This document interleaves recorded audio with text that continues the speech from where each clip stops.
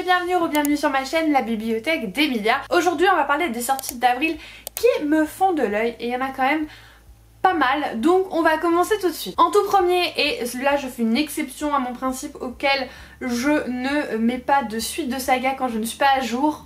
Mais bon, je l'ai commencé il y a pas longtemps et je compte la finir dans l'année. Il s'agit du tome 3, partie 1 et 2 de La Guilde des Ombres d'Anatrice, publié chez Plume Blanche. Ça sort le 4 avril. Alors, La Guilde des Ombres, je pense que Johanna de la Citadelle de mes lectures en parlera beaucoup mieux que moi, puisqu'elle en parle, c'est peu de le dire, très souvent. Mais c'est l'histoire de Panama, qui est une jeune fille qui va être entraînée en fait et qui va arriver dans la Guilde des Ombres, qui est une guilde d'assassins où elle va faire un apprentissage pour devenir un assassin et il va se passer plein de choses, puisque quand on commence le récit elle est toute petite, elle est toute jeune parce que elle vient de tuer son père et utiliser son don de mort puisqu'elle a le don de tuer les gens. D'un simple toucher et je crois qu'elle a à peine 10 ans ou quelque chose comme ça, et à la fin du tome 1 elle est déjà jeune adulte mais adulte quand même, donc voilà, on la suit quand même assez longtemps. C'est une saga que j'avais bien aimé découvrir, le premier tome, et vu que cette année j'ai décidé que je finissais mes sagas, vu que là c'est la conclusion de cette trilogie en 6 tomes finalement, parce que chaque tome est divisé en deux, parce que je pense que c'était pas possible de faire des tomes entiers avec le papier et la mise en page de Plume Blanche, faire un seul tome pour les deux, mais du coup ça arrive à sa fin, donc voilà, sachant que les versions poche vont pas tarder à sortir, je sais plus si c'est avril ou mai, mais les versions poche du premier tome arrive vraiment très vite. Ensuite, le 5 avril, on a Éclat dormant d'Alex E. Harrow, publié chez Hachette. Toujours d'ailleurs son dernier roman dans ma pile à lire, mais c'est pas grave. Qu'est-ce que c'est? C'est tout simplement une réécriture de La Belle au bois dormant. Et je crois qu'il y a vraiment des notions de maladie, puisque la petite fille ou la jeune fille qu'on suit au début a une maladie incurable.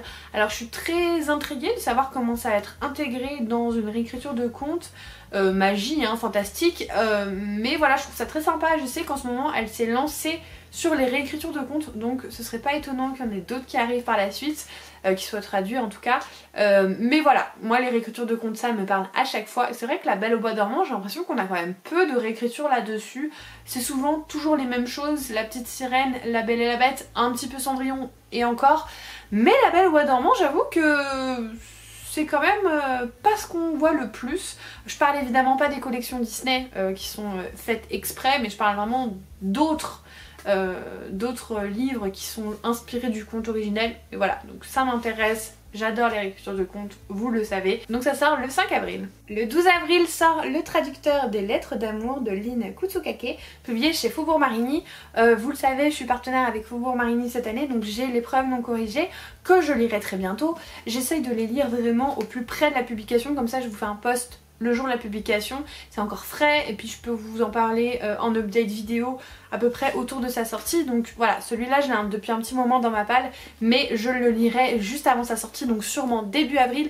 C'est une histoire qui va parler de la Seconde Guerre mondiale au Japon, et qui va suivre notamment deux jeunes filles qui écrivent des lettres, voilà, à un général américain, mais vu qu'elles n'ont pas de nouvelles de sa part, elles vont aller dans les quartiers un peu dangereux et découvrir qu'un de leurs professeurs traduit les lettres d'amour des japonaises aux GI américains qu'elles ont rencontrés, et je pense qu'on va être sur une littérature très fleurie puisque c'est de la littérature asiatique en général, c'est ce que j'aime dans ce genre de littérature. C'est très beau, c'est très doux, très poétique, tout en parlant de sujets très durs, mais c'est fait d'une façon si belle.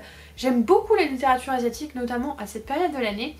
Et ça ne peut que parler un petit peu d'amour, puisqu'on parle de lettres d'amour, bien que ce soit sous fond de Seconde Guerre mondiale, et je pense que ça va être très émouvant. C'est un titre que j'ai hâte de découvrir et que je serai ravie de vous présenter quand je l'aurai lu. Ensuite, le 12 avril, toujours aux éditions Le Duc, sort Par-delà la magie de Tom Felton, et vous le savez... Est-ce que vous voyez ? Non, c'est trop. Harry Potter et moi, c'est une grande histoire d'amour. Tom Felton, c'est une personne...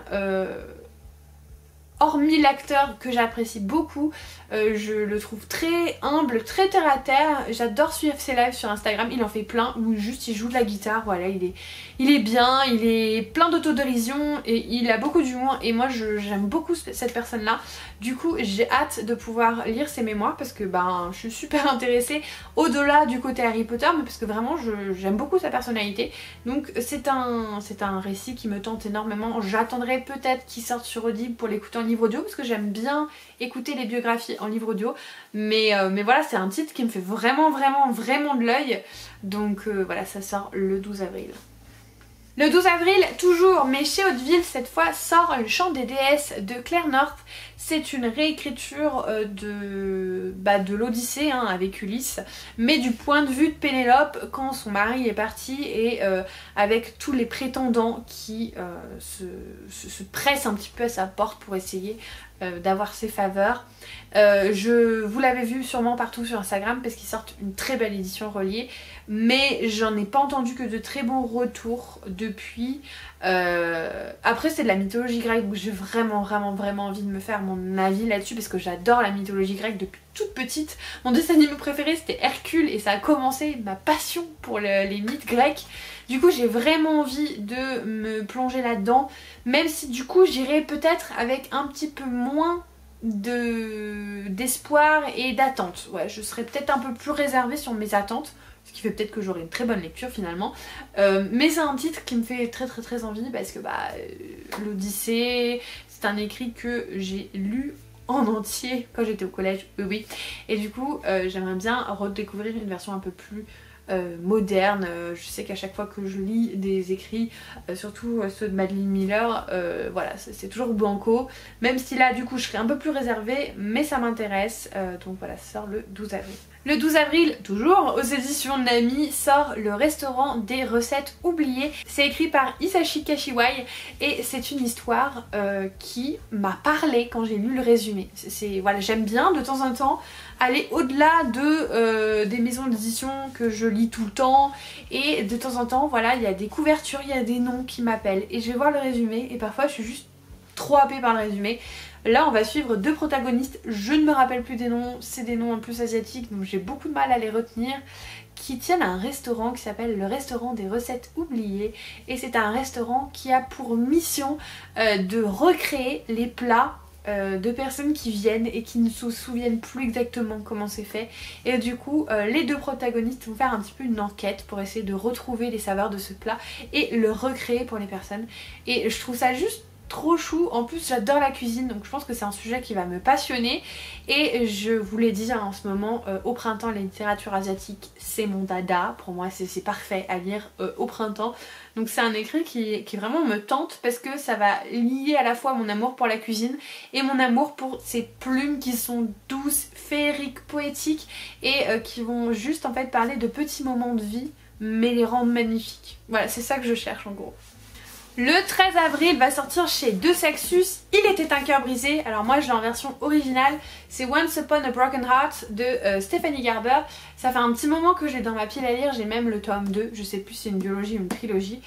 Tout simplement parce que c'est un spin-off de Caraval et que je n'ai pas lu Caraval, voilà. Donc je ne sais pas pourquoi je repousse la lecture de Caraval pour enfin pouvoir découvrir cet écrit. Mais il faudrait, parce que ça va totalement spoiler le destin d'un personnage de Caraval. Donc en fait c'est soit je décide définitivement que je ne lis pas Caraval, soit je le lis avant, mais du coup je prends un petit peu de retard. Mais en fait c'est surtout que Caraval, vu que c'est pas dans les mêmes éditions, c'est pas la même maison d'édition qui est sortie le 3e tome, j'ai pas envie d'avoir ça sur mes étagères parce que je déteste quand c'est pas les mêmes éditions. Du coup soit je le prends sur liseuse, mais je suis pas méga fan, soit je le lis en audio, mais il faudrait que j'ai la certitude que le 3e tome soit sorti en audio un jour, c'est pas sûr.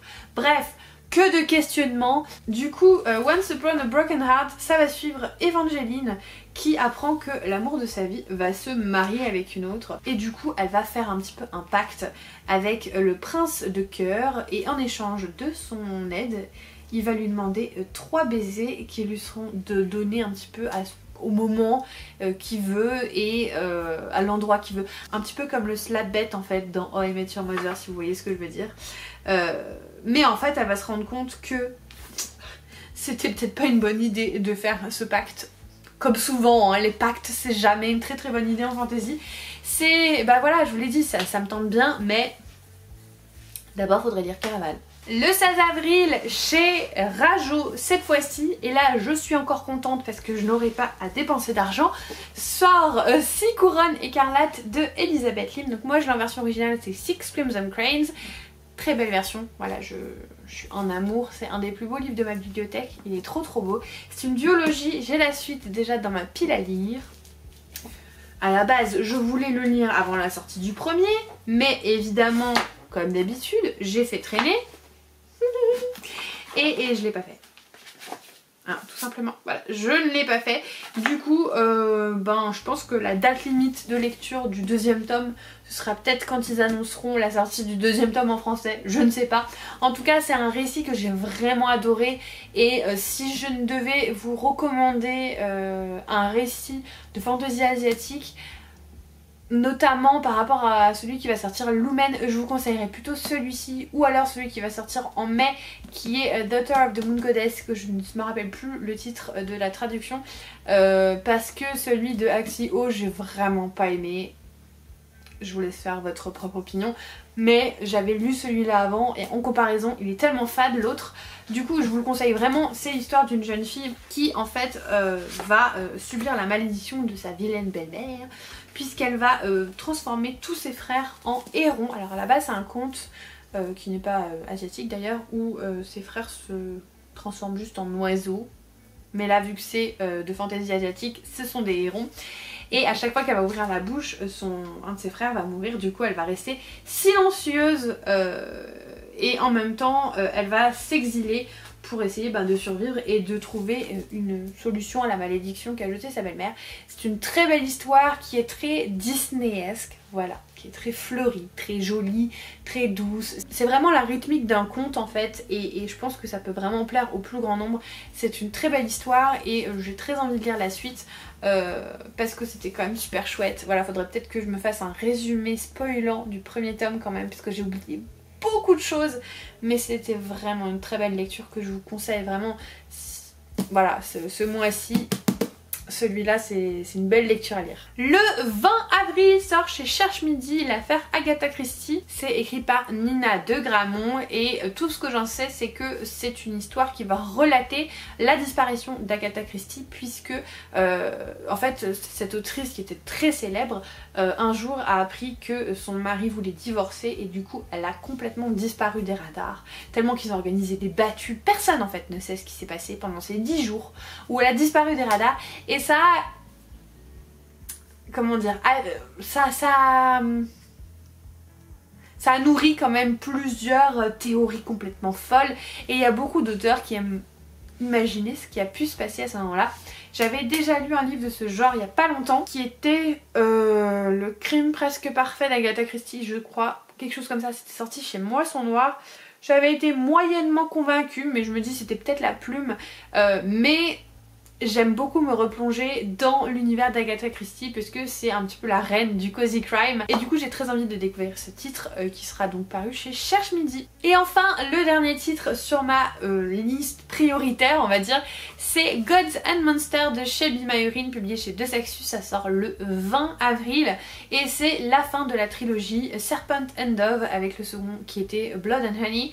Et cette série là c'est un petit peu amour-haine avec moi puisque j'avais adoré le premier tome et que le deuxième m'avait déçu à un point, j'avais trouvé ça nul.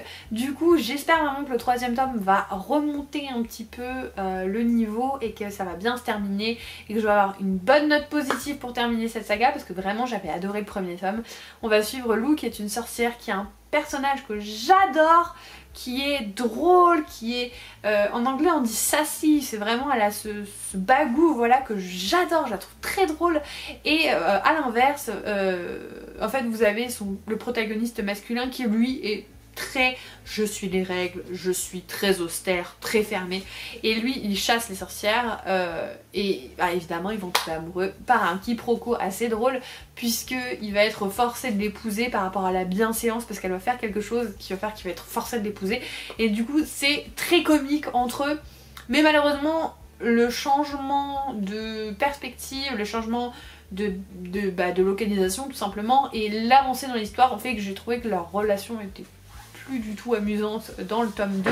Je les ai trouvés tous les deux un peu voilà, un peu saoulants. Et du coup j'avoue que j'ai été déçue par ce tome 2, c'est dommage, mais j'en attends beaucoup du tome 3, j'espère vraiment que ça va remonter le niveau et ce sera un petit peu le choix de savoir si je garde cette trilogie ou pas dans mes bibliothèques ou si je les revends. Voilà, ce sera un petit peu qui tout double on va dire. Voilà, c'était le dernier titre. Il y en a d'autres qui sortent, je pense notamment au 3e tome du sang et de la cendre, mais ça fait pas partie de ma liste prioritaire puisque le sang et la cendre, j'ai pas du tout aimé le tome 2.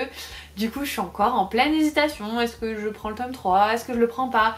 Il y a d'autres aussi titres qui sortent qui ont l'air sympathiques, mais là comme d'habitude je vous fais une liste de ce que moi j'ai sur ma liste prioritaire les titres en fait que je vais potentiellement acheter pendant le mois qui vont être vraiment ma source de réflexion au niveau de mes achats. N'hésitez pas à me dire quel est le titre qui vous fait le plus envie pendant ce mois d'avril, que ce soit un titre que j'ai cité ou non d'ailleurs, puisque peut-être que si vous me le citez j'irai peut-être revoir le résumé parce qu'on sait jamais, il y a que les imbéciles qui changent pas d'avis. En attendant je vous remercie d'avoir regardé cette vidéo jusqu'au bout si vous êtes arrivé jusque là. N'hésitez pas à mettre un petit emoji fleur de cerisier parce que comme je vous ai dit, pour moi le printemps c'est la littérature asiatique et on n'en a jamais assez. Bref, merci de votre soutien à chacune de mes vidéos et en attendant la prochaine je vous souhaite de merveilleuses lectures et comme d'habitude je vous fais des bisous.